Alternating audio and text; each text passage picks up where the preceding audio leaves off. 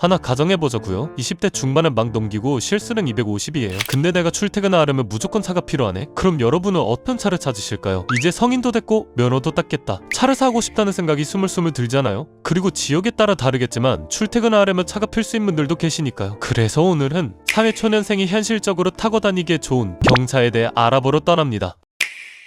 한국에서 대표적으로 구할 수 있는 경차는 레이, 모닝, 스파크, 캐스퍼가 있죠. 신차보다는 중고차를 알아보고 감가율까지 알아볼게요. 신차가 대비 중고차를 알아보는 거니까 신차가는 3-4년 전에 판매했을 당시 시세로 볼게요. 대략 신차가를 살펴보면 레이는 1305에서 1580만원, 모닝은 1175에서 1520만원, 스파크는 977에서 1487만원, 캐스퍼 1375에서 1960만원입니다. 자, 그러면 중고차 평균가도 한번 알아볼까요? 3년 이상이 지나면 중고차 매물도 어느 정도 쌓였을 시기라서 3년 전 연식, 그리고 주행거리는 대략 10에서 15만 킬로 근처로 잡아봤어요. 레이 850에서 1000만원, 모닝 700에서 900만원, 스파크 650에서 800만원, 캐스퍼 850에서 1300만원으로 형성되어 있습니다. 물론 여러분도 잘 알고 계시겠지만 실매매가는 무사고인지 관리상태, 지역, 주행거리, 상품화의 정도에 따라 충분히 값이 달라질 수 있습니다. 지금의 편은 이 정도 내에서 플러스 마이너스 하면서 알아보면 적어도 호갱 맞지는 않겠구나 하는 정도로 봐주시면 좋겠어요. 자, 이제 감가율을 알아볼 건데 레이는 34에서 36%, 모닝은 40%, 스파크는 33에서 46%, 캐스퍼는 38에서 33%로 중고차는 3년이 지나면 대략 40% 내외의 감가율을 발생한다는 것을 알 수 있어요. 아반떼와 그랜저도 대략 40% 내외의 감가율을 보였지만 차량 금액이 높은 만큼 경차는 300에서 500만원 감가될 때 1000에서 1500만원이 감가되는 모습을 알 수 있죠. 그리고 이 중에서 혼자 단종된 스파크가 있는데 하고 싶은 말이 있으니 이건 뒤에서 이어볼게요.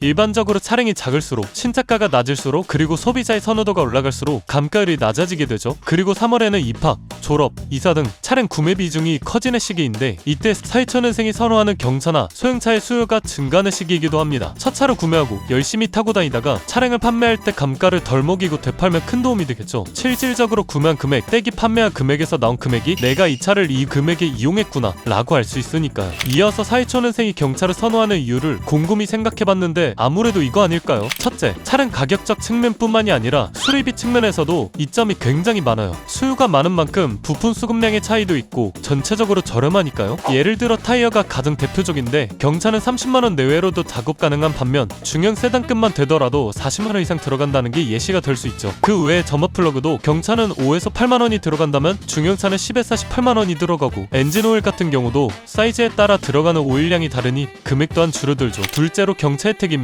취등록세 감면, 공영주차장 50% 할인, 톨게이트비 할인, 유류세 환급 등 다양한 혜택이 있으며 경차사랑 카드를 발급받으면 각 카드사마다 다르나 편의점, 약국, 마트 등 장 보러 갈 때 할인받을 수 있는 제휴 혜택도 있죠. 셋째, 부족한 운전 실력으로 인해 초보 운전을 탈피하기 전 연습용으로 운행해야겠다라는 심리적인 요소도 존재합니다. 차체가 작다 보니 공간감은 아직 덜 익혔을 때 주차하는 과정에서의 심리적 부담이 덜하고 수리비의 장점으로 조금 긁더라도 금전적 부담도 덜할 테니까요. 여담으로 보험도 살짝 언급하고 싶은데 경차 보험료가 다른 차종에 비해 저렴한 것도 크겠죠. 아무래도 책정 기준에 차량 금액이 비례하니 더 저렴하게 나올 수 있으니까요. 당연히 경차라고 장점만 있지는 않겠죠. 흔히 안전상의 문제가 가장 클 거라고 생각하는데 레이로 예를 들면 2열 우측에 있는 슬라이딩 도어를 만들면서 B필러를 제거한 대신 문 자체에 보강을 한 거라 사고 났을 때의 불안감을 지우긴 어렵고요. 그리고 국내 경차에서는 답답한 주행도 단점으로 꼽을 수 있습니다. 모닝 그리고 레이는 터보가 단종되었기도 하고, 그나마 캐스퍼의 경우 1.0 싱글 터보 엔진이 들어가서 괜찮지 않을까 싶지만 4단 자동 변속기 탑재로 가속 성능과 효율성이 떨어진다는 점이 지적되고 있습니다. 번외로 타보신 분들은 10분 이해하시겠지만 경차로 도로에서 살아남기 굉장히 어렵습니다. 방향 지시 등을 켜면 오히려 들어갈 틈새가 줄어드는 마법을 경험하실 수가 있어요. 마지막으로 스파크에 대해 얘기해보고 싶었던 건데, 다른 차종과 달리 스파크는 단종되었지만 오래도록 중고차 시장에서 살아남을 수 있었던 이유를 생각해봤거든요. 저렴한 금액, 짧은 전장과 수동이 가져다주는 운전의 재미, 오래된 모델일수록 공급이 많아 저렴한 중고차 시세가 있죠. 특히 2012년도 당시에는 스파크가 레이보다 판매량이 높았을 정도로 당시 공급이 많기도 했고요. 또 스파크의 경우 다른 경차와는 다른 특이점이 하나 있는데 마니아층이 형성되어 있죠. 앞서 말한 운전의 재미가 더해진 차량이다 보니 열심히 관리하면서 타는 사람들이 은근히 많은 편이에요. 첫 차로 경차를 사는 사람들이 많다 보니 관리가 제대로 안 된 차량들도 같이 늘어났지만 스파크는 동호회 문화도 잘 형성돼 있고 모닝 레이보다 관리의 준태가 나는 차량이 많습니다.